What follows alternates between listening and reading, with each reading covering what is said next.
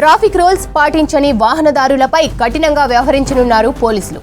Traffic violate చేసిన వాహనదారుల driving లైసెన్సులు రద్దు చేయాలని నిర్ణయించారు.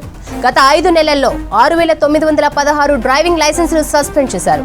Drunk and drive, over speeding, wrong side driving, over loading తో వెళ్తున్న డ్రైవర్స్ లైసెన్సులు రద్దు చేశారు.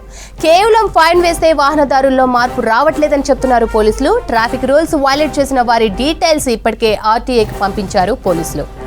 ఇక ఇదే అంశంపై మరింత సమాచారం సదానందం అందిస్తారు. సదా, ట్రాఫిక్ రూల్స్ పాటించని వాహనదారుల లైసెన్స్ రద్దు చేస్తున్నట్టు తెలుస్తోంది. అప్డేట్స్ ఏంటి?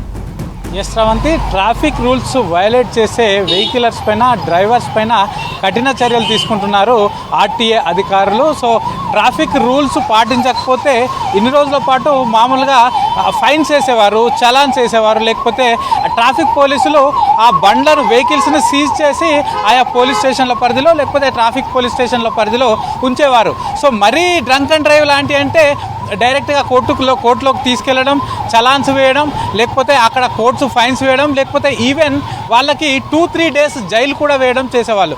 సో అయినా కూడా ఈ ట్రాఫిక్ వయలేషన్స్ పైన ఈ డ్రైవర్స్ కానీ, ఈ వెహికలర్స్ కానీ వాళ్ళ తీరు మారకపోవడంతో డైరెక్ట్గా ట్రాఫిక్ పోలీసులు ఈ వాళ్ళ డ్రైవింగ్ లైసెన్సులు పూర్తిగా సస్పెండ్ చేయాలంటూ కూడా రోడ్ ట్రాన్స్పోర్ట్ అథారిటీ ఆఫీసర్స్కు లెటర్స్ రాయడం, దాని ద్వారా వాళ్ళు స్పందించి సుప్రీంకోర్టు గైడ్లైన్స్ ద్వారా ఆ గతంలో ఎలాగైతే ఉన్నాయో వాటి ప్రకారం వారి డ్రైవింగ్ లైసెన్సులు అన్నింటినీ కూడా సస్పెండ్ చేస్తున్నారు. సో వీటిలో భాగంగానే ముఖ్యంగా గత 5 నెలలుగా అంటే అటు ఏప్రిల్ 1 నుంచి ఆగస్టు 31 వరకు, సో ఈ 5 months స్పాన్లోనే ఆల్మోస్ట్ తెలంగాణ వ్యాప్తంగా మొత్తం 6,916 డ్రైవింగ్ లైసెన్సులు సస్పెండ్ చేశారు. సో వాటికి సంబంధించి డిఫరెంట్ వాళ్ళు చేసిన ఉల్లంఘనల ప్రకారం 3 నెలల నుంచి 2 సంవత్సరాల వరకు, అంటే కొంతమంది 3 నెలలు, అంటే రాంగ్ సైడ్ డ్రైవింగ్ చేసిన వాళ్ళవి 3 నెలలు, లేకపోతే డ్రంక్ అండ్ డ్రైవ్ ఉన్న వాళ్ళవి 6 నెలల నుంచి 1 year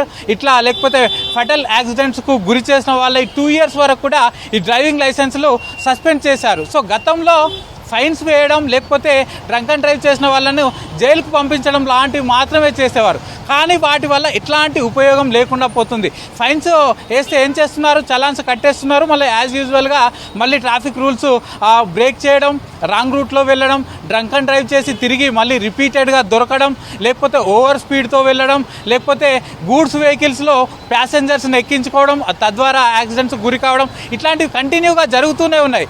వన్స్ వాళ్ళ డ్రైవింగ్ లైసెన్స్ సస్పెండ్ చేస్తే వాళ్ళు తిరిగి మళ్ళీ సస్పెన్షన్కు గురైనన్ని రోజులు కూడా డైరెక్ట్గా వాళ్ళు ఆన్ ఫీల్డ్ డ్రైవింగ్ చేయలేరు. దాంతోపాటు ఇట్లా డ్రైవింగ్ లైసెన్స్ సస్పెండ్ చేసిందని తెలిస్తే మిగతా వాళ్ళకైనా ఒక లెసన్ లాగా ఉంటుందంటూ కూడా ఆర్టీఏ అధికారులు చెప్తున్నారు. సో ఈ ప్రాసెస్ అంతా కూడా మొదటగా వీళ్ళు ఈ ట్రాఫిక్ రూల్స్ వైలేట్ చేసినప్పుడు ట్రాఫిక్ పోలీసులు గుర్తిస్తున్నారు.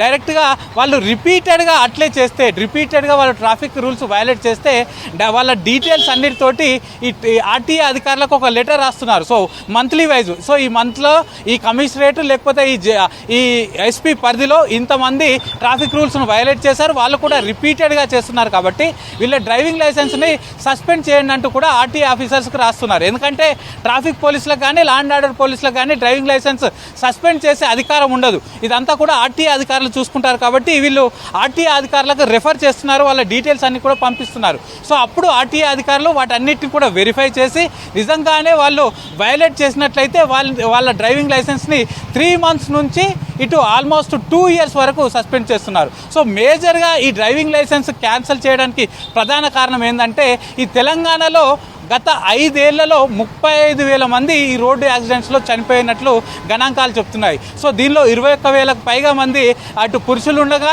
11,000కు పైగా మంది ఇటు మహిళలు ఉన్నారు. సో వీళ్ళంతా కూడా 25 ఏళ్ల నుంచి, ఎక్కువగా మేజర్గా 25 ఏళ్ల నుంచి 45 ఏళ్ల మధ్య వాళ్ళే ఎక్కువగా ఈ ఫెటల్ యాక్సిడెంట్లో చనిపోయిన వాళ్ళు ఉన్నారు.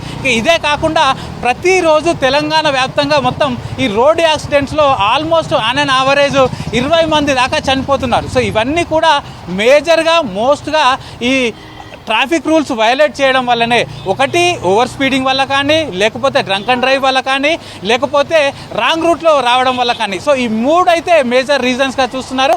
సో ఈ డ్రైవింగ్ లైసెన్స్ సస్పెండ్ చేసేది కూడా ఈ మూడు వైలేట్ చేసిన వాళ్ళే ఎక్కువగా ఉన్నారంటూ కూడా ఆర్టీఏ అధికారులు చెప్తున్నారు. ఇక మరోవైపు రాంగ్ రూట్లో వచ్చే వారిపైన ఇటు ట్రాఫిక్ పోలీసులు కూడా డైరెక్ట్ ఎఫ్ఐఆర్ చేస్తున్నారు. గతంలో ఏం చేసేది, వాళ్ళు రాంగ్ రూట్లో వచ్చిన వారికి 1000 రూపాయల ఫైన్ వేసి ఆ తర్వాత చలాన్ వేసి వెహికల్ సీజ్ చేయడం, వాళ్ళు చలాన్ కట్టిన తర్వాత వెహికల్ని రిటర్న్ ఇచ్చేవాళ్ళు. కానీ ఇప్పుడు డైరెక్ట్గా ఎఫ్ఐఆర్ ఫైల్ చేసి ఆ తర్వాత ఛార్జ్ షీట్ కూడా కోర్టులో సబ్మిట్ చేస్తున్నారు. సో దాని ద్వారా వారికి కొన్ని రోజుల పాటు జైలు శిక్ష పడే అవకాశం కూడా ఉంటుంది. సో దాని ద్వారానైనా రాంగ్ రూట్లో వచ్చే వారి సంఖ్య తగ్గుతుందంటూ ఇటు పోలీసులు భావిస్తున్నారు. ఒకవైపు పోలీసులు ఎఫ్ఐఆర్ చేసి ఛార్జ్ షీట్ ఫైల్ చేయడం, మరోవైపు ఆర్టీఏ అధికారులు డైరెక్ట్ డ్రైవింగ్ లైసెన్స్లే సస్పెండ్ చేయడం. సో వీటన్నిటి వల్ల రాష్ట్ర వ్యాప్తంగా ఈ ఫెడరల్ యాక్సిడెంట్స్ అనేవి తగ్గిపోతాయని ఆర్టీఏ అధికారులు అయితే భావిస్తున్నారు. శ్రావంతి.